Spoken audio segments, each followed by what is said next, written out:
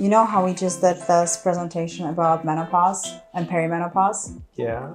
Yeah. So I have thoughts and I have questions, but what is it called when a guy is going through their version of perimenopause? I mean, most people call it andropause, but then it's just this great marketing that has dubbed it low T now, right? Low T.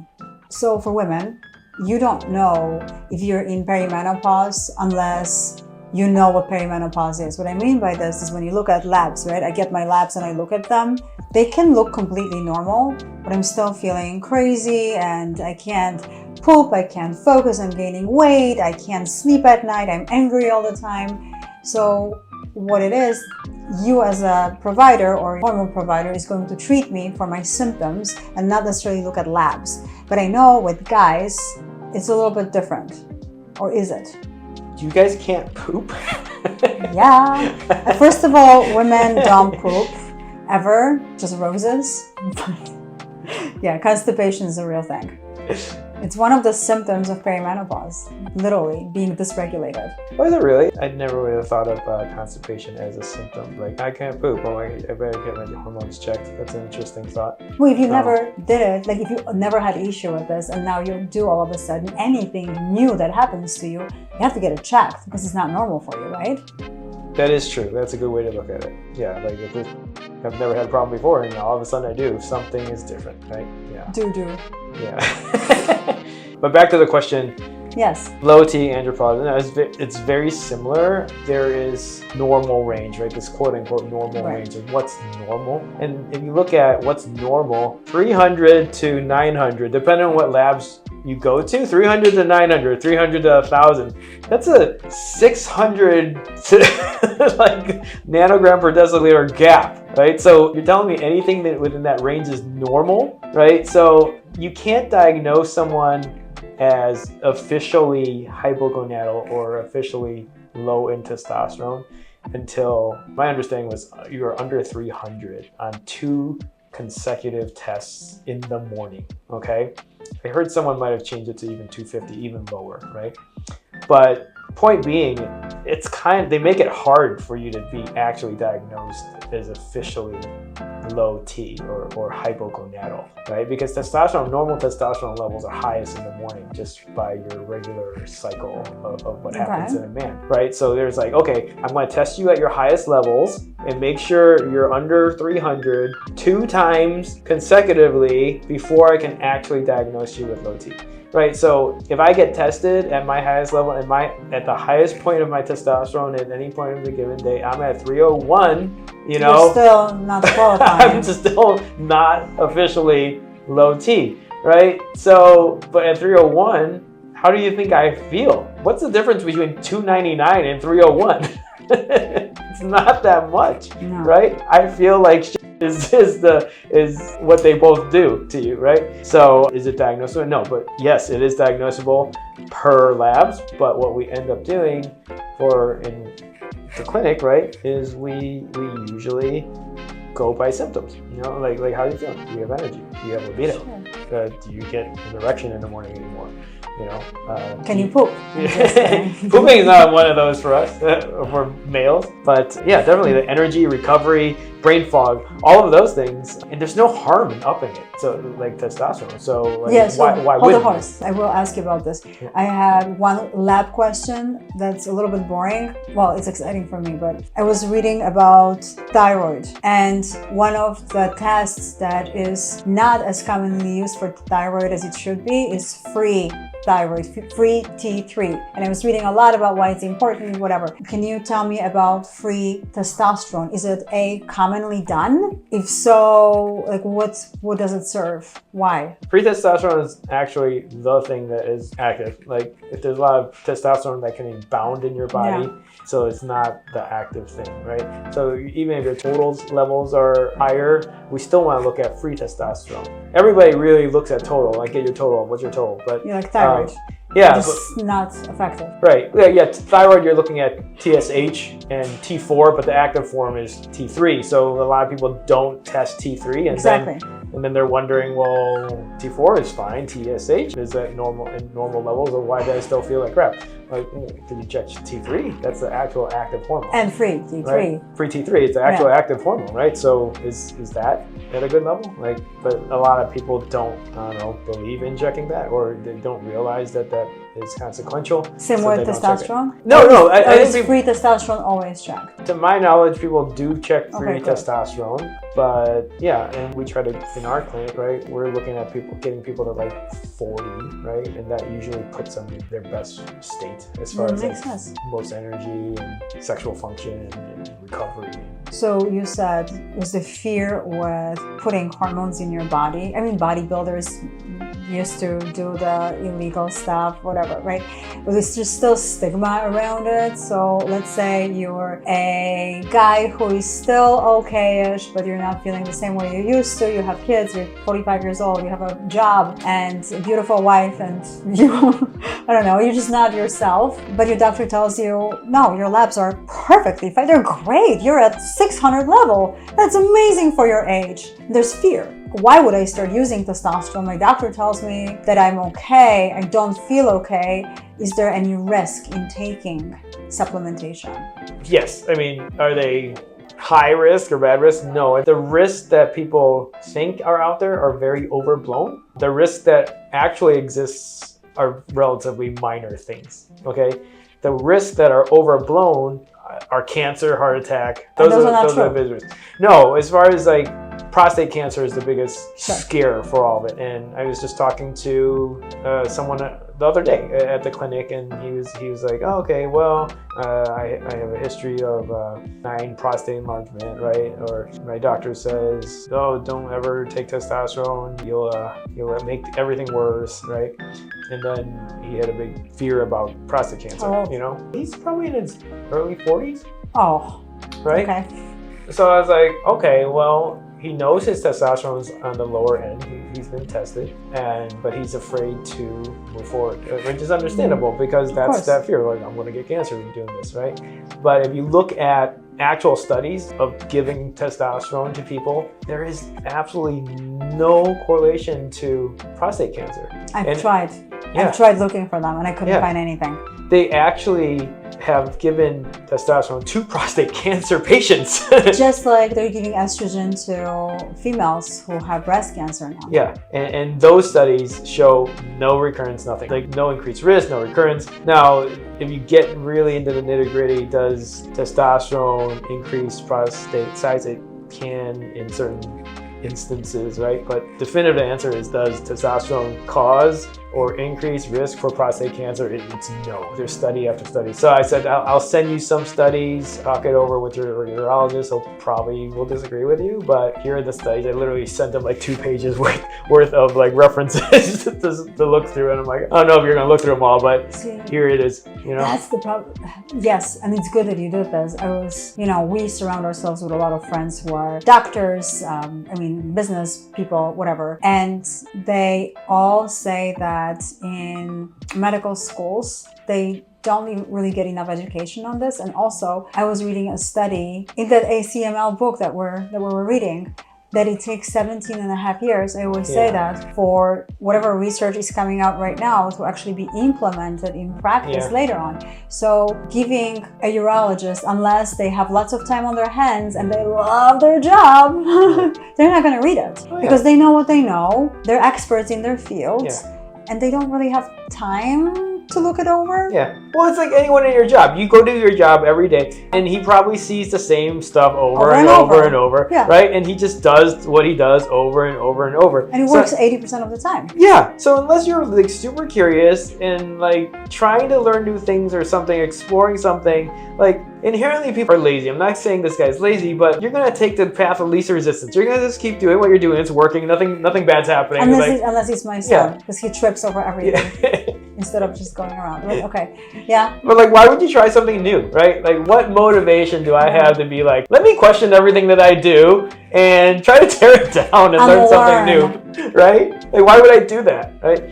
And yeah, the other problem is no one pushes knowledge about hormones and hormone therapy forward because there's no big money machine behind it, right? No. There's no they're not like pharmaceuticals, right? So they don't have billions of dollars to like market.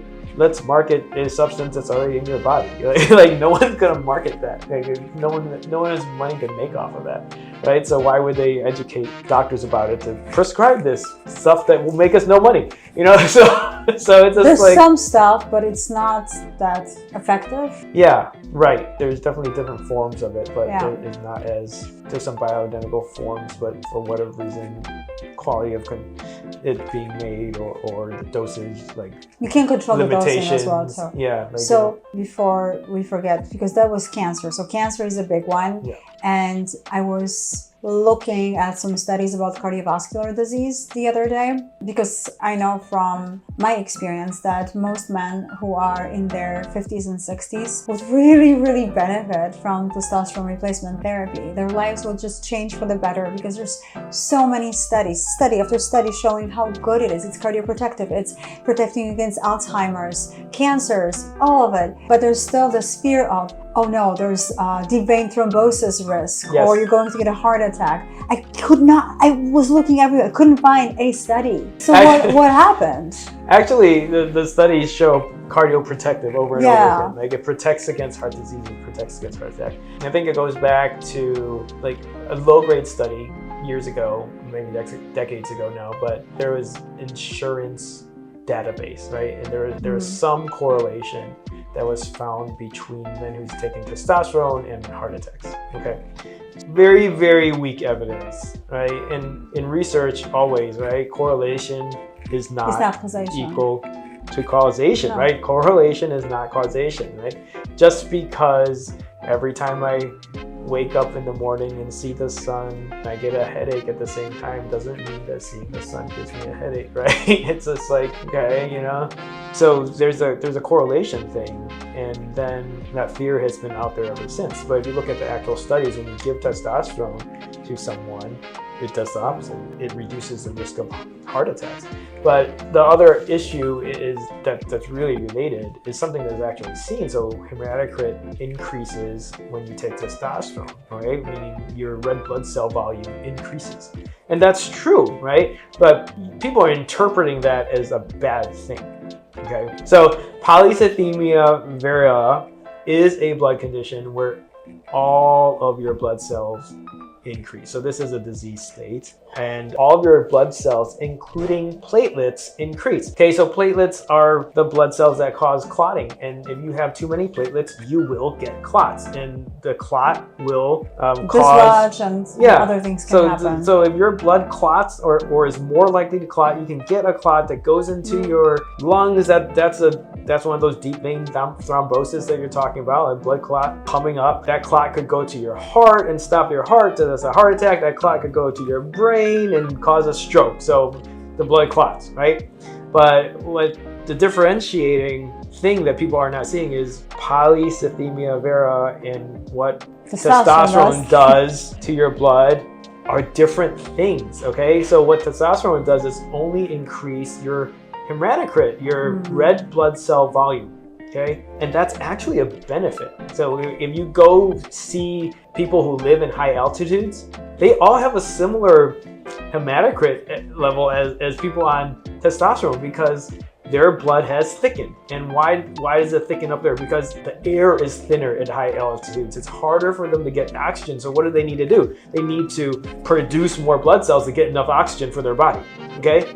And it's usually, if I were to go to high altitude, I would feel sick. But if they were to come to my level, they would feel that'd great, be fine. right? Because they would actually have higher capacity for oxygen, and the oxygen is like fuel to your cells, right? So that's exactly what athletes do, right? Like high-level athletes, a lot of them do altitude training. They actually go up for a couple months, right? Let their body adapt. Yes. right? I have a better one. So I have few people in my life who are training for high mountain climbing. Yes.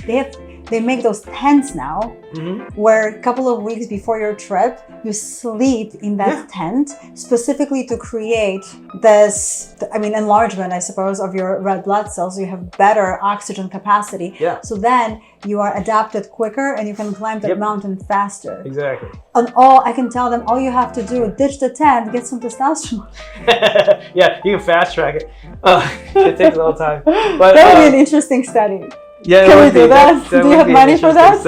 But like I tell people, like, look, this is actually a benefit. This is why you feel better, because you actually can carry a lot more oxygen than the average person, because you have more blood cells. You have more red blood cells. That's so cool. And so it's not a negative thing, but people see it as the same thing as the blood disease. But again, there's no studies showing that it will actually lead to anything catastrophic. No, that's the thing. Like, well, if the increased red blood cells would cause more heart attacks and stroke and deep vein thrombosis, then all the people at high altitude would get more of all those things, which is not what it is at all. Right? So what those athletes that go to altitude training, they go up there and they increase their oxygen capacity, come back down to normal level where everyone is, and then all of a sudden, they perform higher. Their endurance is better. They have more energy. So that's what you do when you get testosterone. I have so many ideas right now, so I'm gonna be really hung up on this and research it further. Yeah, that's all I had.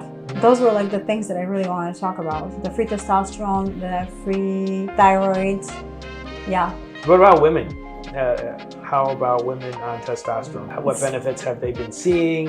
What are their concerns about testosterone? So all women, my age at least, in their 40s, are scared they're going to gain too much muscle mass. And it's a very unfounded fear, because what happens after we turn about 30, we start losing muscle mass. We still look the same-ish, but we start getting more fat and less muscle. So even if we weigh the same we did in our 20s, the composition changes entirely unless you do something about it. So skinny fat, is that like an a little appropriate term? No, I'm sure it's not. I'm sure it's just me and you and 1 million people. It's fine. It's actually really, really hard to gain muscle, especially for women. And that's the tricky thing. So if you and I, we are both on testosterone, but if we were not and we just got on testosterone today, in a month, you would come here and be like, oh my God, I'm gaining muscle mass, I feel awesome. And I would sit there going, but I don't feel enough yet, because it's that much harder for women. Still, perseverance is everything. Once you get on testosterone, life changes for the better. Eventually, you will start to see that there is a little bit of muscle percolating in those arms and legs, and you will not bulk up. You would have to eat so much more, especially as a female, to actually notice any huge visible changes, right? So it's more for health than anything else, but that's just muscle mass. There's other benefits. It looks like you want to tell me about the other benefits. We'll talk later. What did you want to say about muscle? Well, working out. It's going to affect how you gain muscle too, right? So if you want to bulk up, you can lift heavy weights until exhaustion. And eat tons of protein. Eat tons of protein. Yeah. So it's not like you just take testosterone and all of a sudden you're going to get muscles, no. Right? So you take testosterone and you're going to prevent, if you do nothing else, you're going to prevent further loss. And just by moving around every day, you may benefit by gaining a little bit of muscle mass, right? But you have to work hard. On the flip side of that, though, even not talking about gaining muscle, I've seen a lot of women in the clinic slim down. Oh, for sure. Because the fat goes away. Because what does testosterone do? It also gives you energy. Not just the visible energy where you're like a little energizer bunny and able to do everything, but everything inside your body starts to move a little bit better. Yeah. I sometimes think to myself, what's really helping me more? Is it my testosterone or my thyroid? Because for me, they both do very similar things. But the fun thing, the one thing that my thyroid doesn't do that my testosterone does, it definitely helps with sexual function. I mean, for guys too. Yeah, yes. That's usually why most guys want to get on it, even though they won't talk about it, right? I mean, most guys want to get on testosterone for muscle and sex. Those are two things. But for women, we don't know. Yeah. We don't know what we're missing. We think it's just a normal transition into perimenopause where you have a ton of vaginal dryness, you just doesn't feel comfortable. You're not interested in sex because you have lots of things going on. It's just normal. And then you get on testosterone and you're like, oh, no, this wasn't normal. Yeah. I mean, people don't remember what they were like 20 years ago, right? Or what it could be like, you know, what optimal could be like.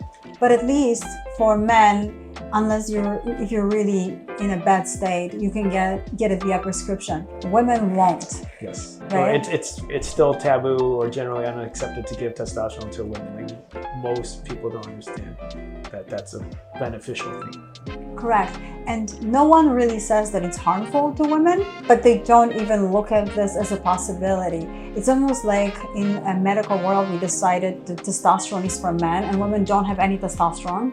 And all the other women hormones are just for women because men don't have any of those. It's not true. Women produce estrogen. Yeah. Women produce testosterone. Yeah. Mm-hmm.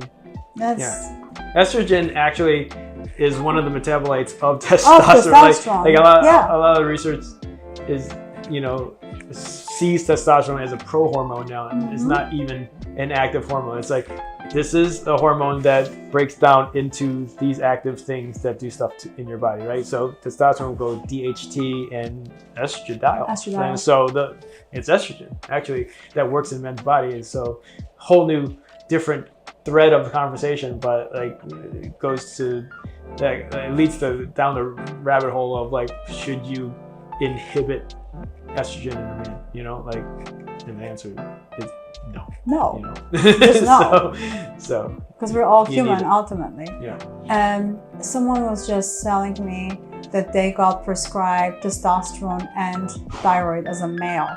What would it be for? The thyroid? Yeah. Part? Okay. I actually take thyroid. You do? So yes, for me, like thyroid makes women feel a whole lot better than men do, right? So that's the opposite, right? Where testosterone makes you feel great right away. Yeah. Yeah, thyroid made me feel great right away. I don't feel much different on thyroid. Like I'm like, oh, I got so much more energy, I'm in much better mood and all. I don't feel any like that with thyroid. But what I do notice for me, and what's one of the noted benefits of thyroid hormone is mental performance. I'm just sharper. Like you mentally. are. Yeah. I will say.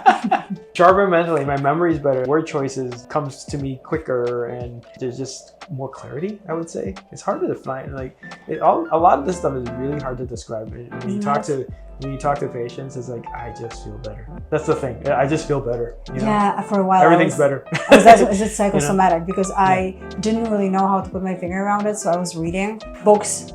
And I'm like, oh, this is how it's supposed to make you feel. Okay, do I feel like this? I do. So now I found words to describe it. But you're right, it's difficult. Yeah. And that's the tricky part with hormones. That's why I always tell my girlfriends, for women, you have to be on it for a year. You have to, because you're not gonna know. When you take vitamin C, you don't really know. You're just not getting sick as much, right? Yeah. Vitamin D, your mood may get better after 8 months. Yeah. With hormones, like give it a solid year, girl. Yeah. You're not gonna know. Yeah. You're changing your body. I mean, it's like you're not gonna see benefits overnight. Although, I mean, testosterone's pretty quick. In a couple of weeks, you're gonna feel I hate you. Libido change, you know. So, and I mean, some things are obvious, but I think it's more obvious when someone's in a bad place. For sure. Because then, like, you get a little change, and then you're like, whoa, you know. But if you're like okay, and you're just looking to be great, like those marginal increases are hard to notice. So yeah, but it's about optimizing, not just curing a state of disease or close to disease, although that can be done too. I like that. So the lesson learned is testosterone is more good than bad for you. We need to stay on hormones for as long as we want to. If you want to feel great, you stay on them. If you don't want to feel great, you don't. That's it. That's it. This is fun talk. Thanks for teaching me. I want to do research on hiking on testosterone now.